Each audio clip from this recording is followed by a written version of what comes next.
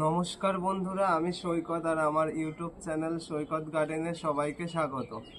আজকে তোমাদের যে বিষয়টা নিয়ে আমি ভিডিও বানাচ্ছি সেটা হলো শীতকালে আমরা কি কি গাছ বসাবো এবং তাদের কি ধরনের মাটি প্রয়োজন। তোমাদেরকে আমি সবার আগে বলে দিই যে আমি শীতকালে কি কি গাছ বসাতে পারি। তো শীতকালে বসানোর জন্য অনেক ধরনের গাছ পাওয়া যায়, কিন্তু সেই সব ধরনের গাছ আমাদের এখানে পাওয়া যায় না। তোমরা ইনকা বসাতে পারো, বাবু গাঁদা, মাছি গাঁদা, তারপর সাদা গাঁদা, এগুলো বসাতে পারো। গ্যাজেনিয়া আছে, ইমপেশন আছে, স্যালভিয়া আছে, ভার্মেনা আছে, অ্যাস্টার, দ্যানথাস, অনেক ধরনের হয়। এখন বিভিন্ন ধরনের আরও গাছ বেরিয়েছে যেগুলো সূর্যমুখী। আমরা সবাই জানি যে সূর্যমুখী গরমে হয়, কিন্তু সূর্যমুখীর একটা ভ্যারাইটি তুমি এই শীতকালে পেয়ে যাবে। ডালিয়া, পিটুনিয়া, এগুলো তুমি পেয়ে যাবে। আর যেমন জিনিয়া, জিনিয়া আমরা জানি গরমকালে হয়, কিন্তু এটা আমাদের ভুল ধারণা। জিনিয়া শীতকালেও হয়।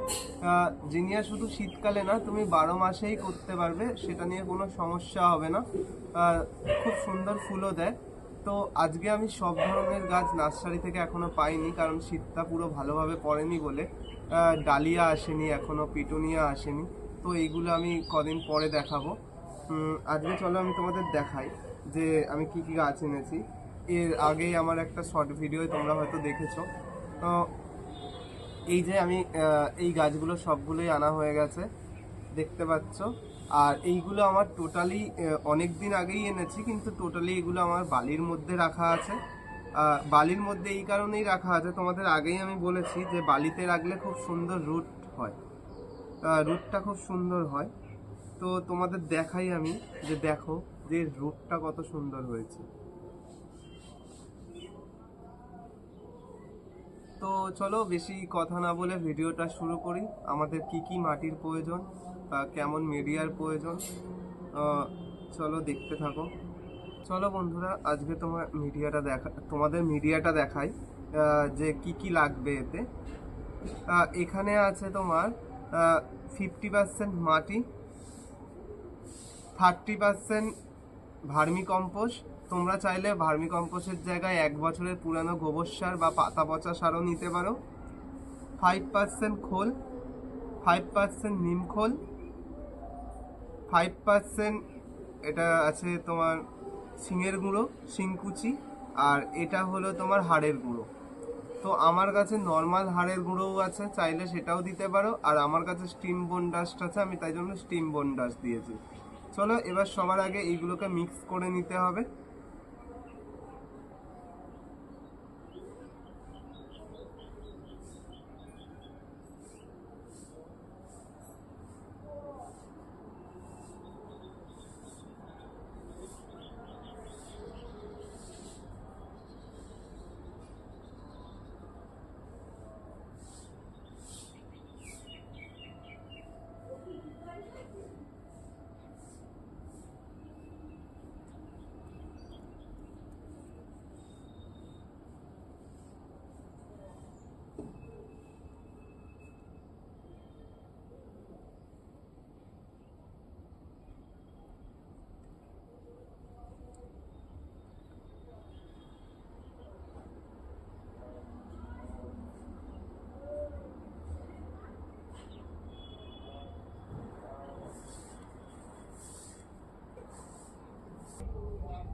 চলো বন্ধুরা, তোমাদেরকে আমি দেখাই যে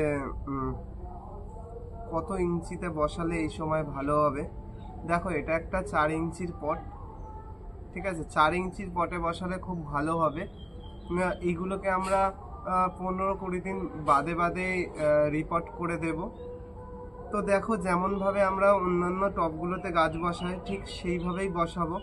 যে এর যে হোলটা আছে, খুব সুন্দর করে আমি সেই হোলটাকে আটকে দেবো।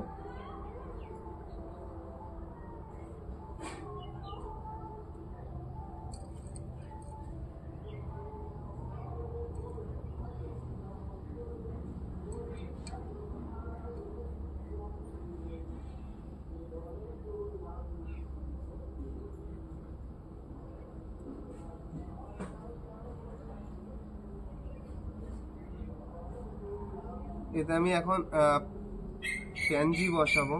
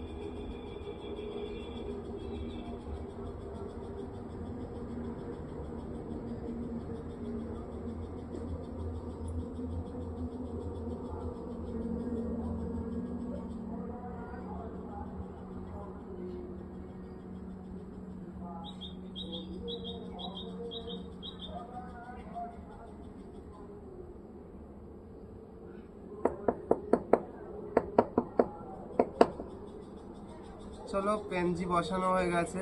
তো আমি যদি সব গাছগুলো বসানো দেখাই এভাবে ভিডিওটা অনেক বড় হয়ে যাবে। চলো গাছগুলো আমি বসিয়ে নিই, তারপরে আমি তোমাদের দেখাচ্ছি।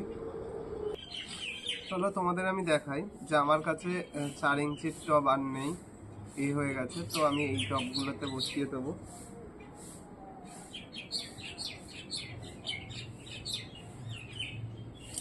কিন্তু এতে 4 ইঞ্চিতে যতটা মাটি ধরে সেইভাবেই একটা মাটি ভেবে দিতে হবে।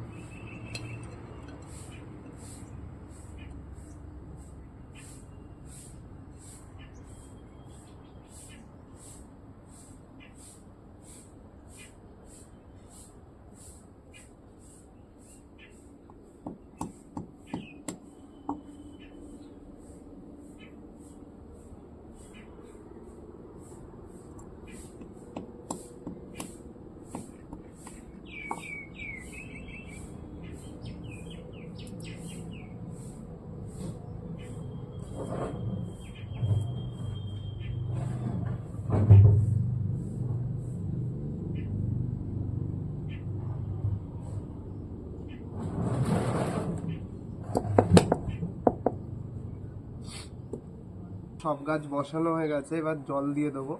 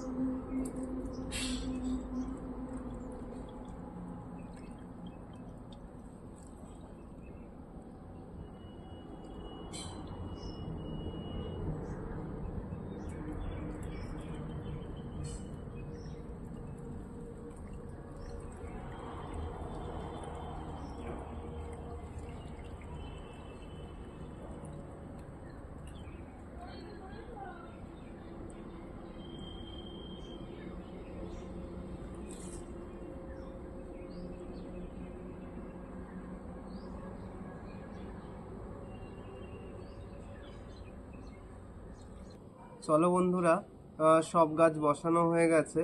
তো তোমাদের আমি আরও একটা কথা বলি যে আমি যে মিডিয়াটায় তৈরি করেছি তোমরা চাইলে আলাদা মিডিয়াতেও তৈরি করতে পারো। সেই মিডিয়ায় থাকবে তোমার 50% মাটি, 50% ভার্মি কম্পোস্ট বা গোবর সার। তোমরা যদি চাও যে ছোট চারা গাছ শুধু গোবর সার আর মাটি দিয়েই বসাবে, তোমরা সেটাও করতে পারো। অবভিয়াসলি তাতেও খুব ভালো রেজাল্ট পাবে। যখন এই গাছগুলো রিপোর্ট করবে তখন একে একটু মানে হার্ডি সার দেবে, মানে হার্ডি মিডিয়া তৈরি করবে, তো তাতে কোনো সমস্যা হবে না। তোমরা চাইলে এই মিডিয়াতেও বসাতে পারো। আশা করি তোমাদের গাছের খুব ভালো গ্রোথ নেবে। চলো আজ এই পর্যন্ত, দেখা হবে নেক্সট ভিডিওয়। ভিডিওটা যদি ভালো লেগে থাকে অবশ্যই লাইক, কমেন্ট, শেয়ার ও সাবস্ক্রাইব করে দিও।